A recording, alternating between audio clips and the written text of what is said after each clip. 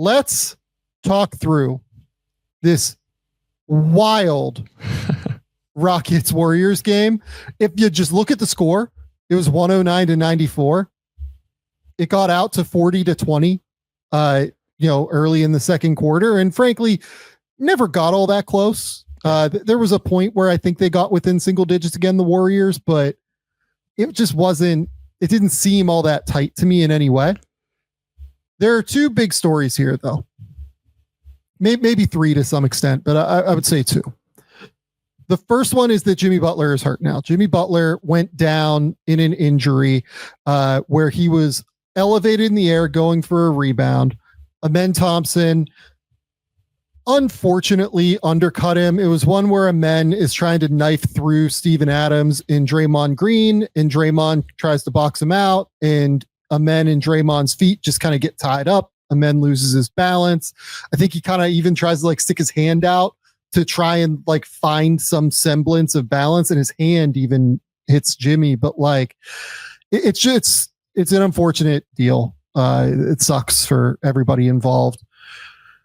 The second story here is Jaylen Green. Jaylen Green was a mess in game one and was unbelievable tonight. He was absolutely incredible tonight. I have no notes. I thought that we'll talk about him in a second, maybe after I get your like overall thoughts on the game. But Draymond Green or Jaylen Green, this was as good of a game as I've ever seen him play, just point blank. And he's a guy where I've had questions about him. You've had questions about him. I think everybody, who's not a Rockets fan has had questions about Jaylen Green. But we're going to give him his flowers tonight because this was a career-making performance, in my opinion. He was fantastic. The third thing would just be the physicality of this series. It just continues to ramp up every single game. And, we had the craziness of the fourth quarter with, the incident where Jaylen Green brushed against Draymond Green's face, and then the kind of incident where they all gathered near the end around the 4-minute mark. It was a little bit wild to watch all of it. And I think that game 3, which I believe is Sunday or Saturday. Saturday. Exactly. Yeah. Yeah. Saturday on ABC. I mean, it is, that thing's going to be on fire in the Bay. Yeah, there's some series that are really looking, I think the ones we assumed before things started are looking like they're going to play out the way we thought. We thought the Detroit-New York series could be interesting, another one that's super physical. And I think we would have pegged this Rockets-Warriors one as very interesting, a lot of evaluation and interesting players, especially on Houston, to see what they could do. And, I saw someone say it the other day that Jaylen Green, Şengün, Amen Thompson, we got to give these guys some grace. It was their first playoff game. Yes, they earned the 2 seed in the West. Yes, they're at home. They're also playing the freaking Warriors with Steph Curry, Jimmy Butler, and Draymond Green. It's game 1. Yes, we've had some questions about Jaylen Green, but it was his first playoff game ever against all-time great Steph Curry and 2 other big-time playoff performers. No matter what you want to say about Draymond Green, he's a multi-time champion. So him coming back, and complete transparency, everybody, I missed the first half. I was recording a Knicks Pistons pod, so I missed it. But it sounded like Jaylen started out with great process in this game. I saw tweets like made 2 really good decisions, forced helped, kicked, those type of things, got in the flow that way. I saw a tweet that you mentioned defensively. He looked very engaged. Yeah. And it sounds like that got him in a good flow. And then the jumper came around and the offensive aggressiveness. And what I saw in the second half, there was a couple shots, like the third quarter got a little bit too much Jaylen Greeny ISO ball. But when you got it going, you got it going. And I kind of understand it if he was doing all of the other stuff before he turned into kind of doing that once he got in a rhythm. Yeah, we'll talk about Jimmy here in a minute. I almost think like that's the thing worth closing on just because it's the thing where we're kind of moving forward and looking at the series. But, with Jaylen, you could see it, I felt like, from the open of the game. And you could see it from all of the Rockets, by the way. Like, it was clear, like, Ime, like, lit into their ass and was like, at the point of attack, we need you at the touch point. Like, we need you right up in their face. We need you to be all the way into their grill. We need you to play physical, tough defense. It was, I thought, just so obvious that they were trying to come in and really set a tone on that end from the opening whistle. And that really went to Jaylen Green. Like, Jaylen Green had a freaking catastrophic turnover in the one of the first 3 possessions of the game. And I was sitting here and I was just going, oh my God, not again. Like, is this really going to happen again? But then he came down on literally the following possession defensively. And you could see, like, it wasn't in his head at all. He just locked up and was fully engaged and was up at the touch point, was in their grill. Like, he was ready to go. Maybe it was in his head, Sam. Maybe in that way it was like, oh shoot, I just made a mistake. I better go get it back in some way on the other end of the floor. Like, maybe to your point, maybe Ime's message was, okay, we can live with this, but then go get it back on the other end with a great defensive. Doesn't have to be a steal or a block, but go get locked in immediately on the other end. Yeah, totally. Like, and from the moment he started to hit shots, I think he was like 4 of 10 in the first half or something like that. Once he really started to get going, he just went, man. And I think he deserves an immense amount of credit just from the mental fortitude side of he was a disaster in game 1. Like, there's just no other way to phrase it. The Warriors like attacked him pretty relentlessly off the ball with all sorts of different actions that we talked about. I felt like on offense, his decision-making process was not great. I thought tonight everything was streamlined. It felt like they made kind of a concerted effort maybe to like try and get out and push tempo a little bit to make his life and make the reads just like a little bit easier for him. And you could see that he was just confident in flow. And, obviously the stat line will tell you that he was great. He had 38 points on 25 shots. I still think 25 shots is probably too many in a normal game for Jaylen Green, but tonight I've obviously no problem with him taking that many shots. 6 assists, 2 turnovers. And again, had one of those turnovers in the first 3, possessions of the game, something like that. So from that moment onward, I thought he was locked in, and this is genuinely the best game of his career. Now, the thing for Jaylen Green now moving forward is it's not going to be this every night. It's not going to be game 1 every night either, like is what this proved.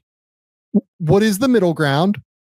Can he find the middle ground, and can that middle ground be consistently positive? I would imagine coming off of this, he will hopefully have some confidence once he starts to get rolling in this way. Typically things kind of avalanche for him where he has like really good months at a time. Hopefully that's what we're on the cusp of here, and not just like a bit of a roller coaster, which is what it can also be sometimes. This was a great game though. And this is the kind of performance that I think he really needed in order to kind of get past that game 1 mess. Yeah. I mean, I think if you're Rockets fans, you have to be excited.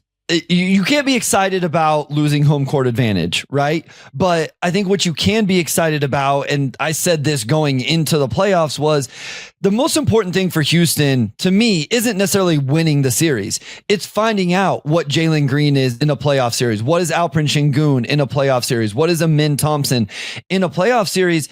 And in the first 2 games, even though they lost game 1, we talked about it. Sengun was awesome in that game. And the stat line again tonight is solid for Sengun with 17 and 16, 7 assists to just 3 turnovers. And so I think that's what you can, as a Rockets fan, the win is great. At least you didn't go down 0-2, but just like you're seeing these young guys, at least in the small sample of 2 games, be really impressive. Sengun in game 1 backs it up with solid game tonight. Jaylen Green, maybe the response more impressive than anything, right? It's like, it's one thing to do it in game 1. How about doing it in game 2 after you had a awful game 1 and your backs are against the wall a little bit because you can't feel good going down 0-2 and headed to the Bay to try to really compete in this series. So I think you got to be encouraged by what you've seen from those 2 guys specific, like just talking about those 2 guys so far in this series. You're still muted, Sam. Couldn't agree more with you. And there was a tweet from like a Turkish guy that like analyzes the NBA where he said something like Fred VanVleet played very bad in game 1, but Jaylen Green played wrong. I saw those this. are different things. I thought that was a really interesting tweet. Yeah. Yeah, like that's kind of how I felt about it as well. Like Fred just missed shots. Like Jaylen was really struggling like with the reads and everything. And in game 2, I almost think that's where it was like best for him. I thought that the passing, the decision making, all of it, I thought it was really on point outside of that first possession. Like I thought that he made the right read. I thought he made the quick read. I thought he made the good decision. I thought he was just really sharp and was consistently on it. I also think that they seemed to give him the ball more in this one, whereas in the first game, like it was more of a split between him and Fred. Honestly, maybe even a little bit more toward Fred in game 1. In this game, it felt like they really gave Jaylen like a little bit more of a leash with the ball in his hand, and he rewarded them for it. I thought that he was, like the decision making was great.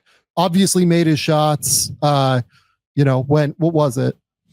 13 for 25 from the field, drilled 8 threes. Like he's not going to drill 8 threes every game this series, but if he can consistently just hit the open shots, make good reads, he can stay on the court, and he's a huge part of their process here. Now, like the next part of it for Jaylen is something we've been waiting for years now, is the footwork in the mid range, right? If I was Golden State, like on his drives, I would probably just start sending bodies on his drives and just get as big as possible and like just try to crowd him and make him pick up the ball early, because I think he has a tendency to do that in the wrong spaces. And when he picks it up and tries to gather early, he can really get himself caught in no man's land, and his mid-range game can be a bit of a problem. But this game was outstanding, and I'm really interested to see how the Rockets adjust and how the Warriors adjust to the way that the Rockets played in this one. Yeah, I mean, listen, I support the idea of putting the ball in his hands, and I may be in the minority here, but I think the biggest loss, quote unquote, for the Rockets in this series is not knowing. I know they already made they did already make their financial decision on Jaylen and Şengün. So, but it's not a significant one that kills you long term either way. It's not, but I would still want to know, even though I've already given those contracts out, and because I think it helps you figure out how we build our team. What option do we need? If we want to take the next step, do we need a number 1? Do we need number 2? Do we need number 3? You start to figure out where these guys can slot into, and that's the important information. Obviously, you want to win the series, because then you get even more data against another really good team in the second round. But he absolutely passed the test tonight. I would play everything through Şengün and Jaylen Green. I mean, Fred had another really rough shooting night. I mean, he had one that made me go, I literally went, oh Lord, what was that? Like, or I think I said, oh, gross. And my wife kind of looked at me like, what are you talking about? And listen, I love Fred VanVleet, Wichita State, stand up. I love him. Had a great career, tremendous basketball player. The shot making it's rough right now. I'm putting the ball in Jaylen. I'm running all of my offense through 3 guys if I'm Houston. And that's Jaylen Green, Alperen Şengün, and Amin Thompson. And we'll go as far as they go. And if that's to the second round, great. If it's not, then we know either what we need to improve on or go acquire. Yeah, just a couple other guys for the Rockets that I thought played well. I mean, Şengün just continues to dominate the interior every game, it feels like to me. 16 rebounds in this one, 7 assists. Goes 6 of 15 from the field, but ends up with 17 points. I thought that his ability to just control the interior was huge. I mean, we'll talk about some of the Warriors lineup decisions maybe when we get to the Jimmy section, but I thought Şengün just completely dominated the interior again. I thought Tari Eason was great from an energy perspective in this game. You could feel it from the moment that he hit the court. Now, like, I have an immense number of questions with like the reads that Tari makes regularly, but the energy, the athleticism, the defense, the physicality, like all that stuff was so incredibly important for the Rockets tonight. He goes for 14 points, 6 rebounds, drills both of his threes. I know one was a corner 3. I can't remember the second one. It had a few layups, one in transition, one on like an awesome drive against Moses Moody, where he just like completely like got Moody to flip his hips and was able to get to the rim in a half court setting. Dillon Brooks was, typical Dillon Brooks when things are going well. Aggressive defense, tough. Was really, really good. Like overall, a really strong team performance from the Rockets that was led by an amazing Jaylen Green performance. Yep, I agree. Okay, so let's go to the Warriors now. Okay. I think that we just have to start with the Jimmy injury now. Sure. So I just want to be like very clear. Anybody that is talking about this Amen Thompson like decision to go for this offensive rebound and try to knife through these two guys or saying it's a dirty play in any way, get absolutely out of here. You're out of your minds. Like, this is just the way that Amen Thompson plays. He is aggressive. He always tries to crash the glass. He got caught up in between two bodies. Draymond Green tried to like get a body on him and just like kind of box him out a little bit. Amen Thompson just like kind of got caught up in his legs and feet, and he ended up losing his balance. Like, that's the reality of what happened here. There's nothing about this that's dirty. I think it would be insane to even remotely blame Amen Thompson for any of this, because I've seen that going around already. Insane. Now the question for me is what the Warriors do without Jimmy Butler and what they are. My main worry is that they just don't have enough offensive juice without Jimmy Butler, because you think about like they were really struggling on offense before they got Jimmy. You remove Andrew Wiggins from the situation, who can be like a good corner 3-point shooter, occasionally attack a closeout, get to the rim, can like occasionally take advantage of mismatches in the mid range, like with a mid post game kind of thing. So you remove that, you remove Jimmy as well. I just don't see any way that they're going to be able to create enough offense. And I thought that what happened, they looked a little shell shocked to me, honestly, after the Amen, or after the Jimmy and Amen like incident where Jimmy goes off the court. I think that they scored, I think it was 22-16 when that happens. I think they scored like 4 points in the next 7 minutes or something. And part of it was that they were adjusting to the new reality. And part of it was that the Rockets like really amped up the aggression and started like really getting into their shit, because they just don't have a lot of ball handlers. The other thing worth noting about this game tonight is obviously the Brandon Podziemski issue. Yeah. So Podziemski, according to the broadcast, kind of ate something that didn't sit well with him, and he was ill coming into the game, and he only played 15 minutes or something like that tonight. So losing him and Jimmy loses both your second and third best ball handlers behind Stephen Curry. So like they just had no chance tonight. After that happened, the key now is Pods will be fine. Like they'll get all of that out of his system and everything, and it'll be all good. What is Jimmy able to do? And what is he capable of bringing now moving forward with this tailbone seeming injury? Yeah. My initial thought is like, if we live in the worst case scenario where like this is something, legit, where Jimmy can't play the rest of the series, I think the Warriors are in big trouble, because we talked about this multiple times now, but on the most recent, episode was, I thought the biggest value Jimmy would bring the Warriors is in the non-Steph minutes, right? You have a true creator of offense, run your offense through somebody in the non-Steph minutes. What I miscalculated, and you did not, you called out from the beginning, was he multiplied the Steph minutes. He makes the Steph minutes better because you can put the ball in his hands and run Steph Draymond off ball actions. You can put the ball in Dre's hands and run Steph Jimmy off ball. Like, think about defending a split action between Steph and Jimmy Butler, or Jimmy just straight up setting a back screen, or who better to have Steph set a back screen for, because his man's never going to help off, than Jimmy Butler. And so that's also, they're not as good, in the Steph minutes without Jimmy there.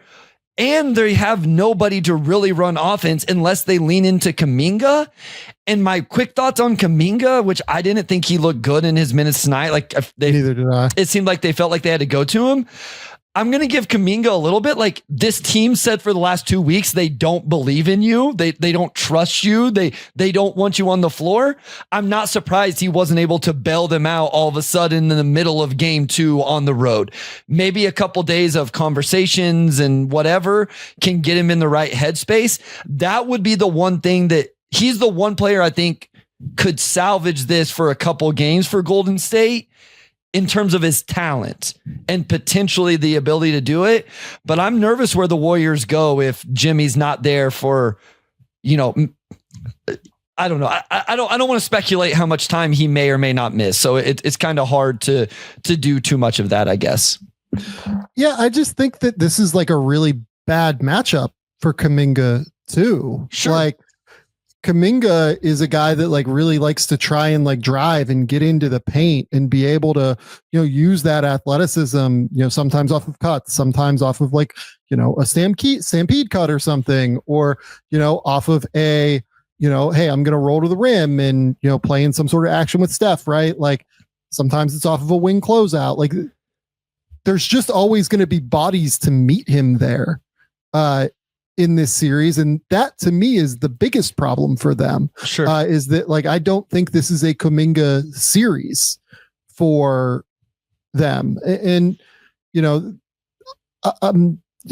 their lineups tonight were interesting to me after Jimmy went out. And I think a big part of it was Pods being out. So like they really leaned into Quentin Post in this game.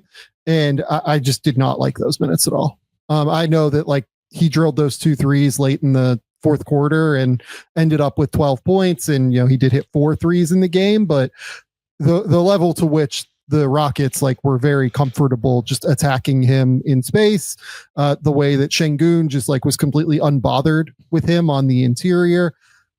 I just don't think it works. Now with Pods being back, that's your spacing. So you don't need Post out there. So I'm assuming that that Post's play was more of a reaction to Pods being unavailable for a big portion of the game, as opposed to Jimmy being out. Now, I agree with you that it's probably going to be a lot of Kuminga minutes, but like, I'm just going to be real. I thought the Pat Spencer minutes were pretty good. I'm not saying that you can play Pat Spencer over Kuminga. You probably can't, at least in game 3. I thought that Pat Spencer was good at picking his spots. He had a couple of really nice drives. I thought he played unselfishly. I'm not saying that he is the answer in this series for the Warriors by any stretch, but and to be clear, I wasn't saying Kuminga is either. I'm just saying that, there's a world somewhere with a certain percentage chance that he could give you the scoring that they're going to ultimately need. Yeah. Steph goes for 20. I thought Moses Moody gave them pretty solid minutes tonight on both ends of the court. Draymond was not at his best tonight, really in any way, in my opinion. Buddy Hield really didn't give them a whole lot. Really it was like the Quentin Post and Pat Spencer offensive experience. They had 9 field goals tonight in 37 minutes, which is, look, like when you trade for Jimmy Butler, you're artificially trading like a good portion of your depth, right? And that's a thing that, you remember early in the season when we talked about the Warriors, we talked about the fact that they were like, oh my God, this team's like 11 deep. Yeah. And, they've decided to build the roster this way, probably to consolidate at some point. Well, they've consolidated and they're now at a point where, all due respect to Quentin Post and Pat Spencer, that's who they're relying on right now at certain times. And that's a worry to me. No, I mean, it was the first thing I thought of was we said all regular season, this team wasn't going to be competitive in the playoffs unless they consolidated. They made the consolidation. We both liked the move. You were more spot on than me about it in terms of the ceiling it raised for this team because of how seamless of a fit Jimmy Butler would be for them. And when you take that away, obviously it's going to be an issue. I mean, they go back to what we saw. I mean, this is what's scary, right? It's what we saw in the regular season, minus they don't have the depth. And that's kind of the point you're making here is that's not even there anymore. And so I just, if he isn't able to return, the Rockets are going to win this series, in my opinion. If he misses a couple games, if Golden State can manage one and it's, if it's 2-2 going back to Houston and Jimmy's going to be back fully healed, I would probably still lean Warriors a little bit. But if he misses more than that, I just, the Rockets are too good defensively, and Şengün has things going, and Jaylen still, like, we'll see if he continues and he's able to be consistent, but it's a major issue, question, conversation right now. And I'm sure everybody will be waiting for the news tomorrow on what the MRI reveals. Yeah, me too. I really hope that he's able to get back at some point. Yeah, as someone who does not care who wins the series, I just want the best players on the court, because this is one of my favorite series to watch. Like this one is extremely fascinating to me. Honestly, all three in the West are, outside of the OKC one, and then in the East, it's the one series got a little more interesting with Dame back, but it's really Pistons and Knicks that are holding it down in the East, even though we'll talk about the other two where the Heat and Magic made the game's competitive today. So coming in, I thought Warriors in 6. Honestly, after game 1, I thought maybe like Warriors in like 4 or 5. Yeah. If I'm being honest, like I'll raise my hand. Like I thought this was going to be like a real problem for the Rockets to be able to score in any way. I think I'm now swung back to the Rockets with this Jimmy thing, because I just don't know how the Warriors are going to score without Jimmy Butler there. So, and Jimmy's good defensively, Butler, Sam. Like that's the thing. Yeah. Like the Butler thing, it completely changes the entire complexion of the series now moving forward. And I don't know what to think. I truly, like, I think I'm at the point where if he misses 2 games, it's like, I would pick the Rockets. I agree with you.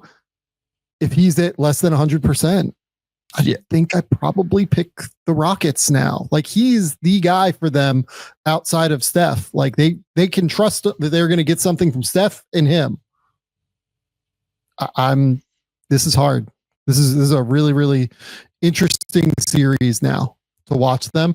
Trying to think, do we have any like interesting questions here on the side? Someone asked, like, do I think the Rockets are dirty? No, look, they're a physical basketball team. I think like Dylan Brooks does things that like I don't love regularly and can skirt that line. I do not think Amen is dirty. I will say that just like straight up. In general, I think he's just a dude that plays hard. Yeah, I mean, I think they're just like a physical defensive basketball team that really, sometimes things happen on a basketball court that aren't ideal.